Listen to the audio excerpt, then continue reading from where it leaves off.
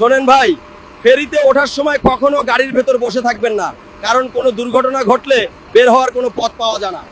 Level crossing পার হওয়ার সময় গাড়ি বন্ধ হয়ে গেলে স্টার্ট দেওয়ার চেষ্টা না করে দ্রুত নেমে যাবেন, জীবন আগে বাঁচান।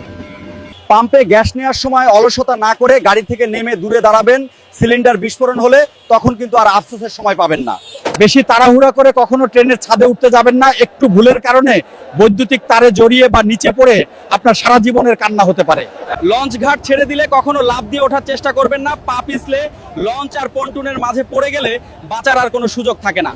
ফাঁকা রাস্তা পেয়ে অতিরিক্ত গতিতে মোটরসাইকেল চালাবেন না। মনে রাখবেন, সময়ের চেয়ে আপনার জীবনের মূল্য অনেক বেশি। ঘরে আপনার পরিবার অপেক্ষা করছে। মহাসড়কে যেখানে বড় বড় বাস ট্রাক চলে, সেখানে ছোট অটো বা রিক্সা নিয়ে উঠবেন না, কারণ বড় গাড়ির বাতাসের টানেই ছোট গাড়ির নিয়ন্ত্রণ হারিয়ে উল্টে যায়। ভিডিওটা এআই দিয়ে বানানো ঠিক আছে, কিন্তু কথাগুলো সত্য। কারণ যে কথাগুলো বলছে সব অক্ষরে অক্ষরে মিল আছে। কথাগুলো হিসাব করে চলাফেরা করে আসলে আশা করি দুর্ঘটনা না হওয়ার সম্ভাবনাই বেশি।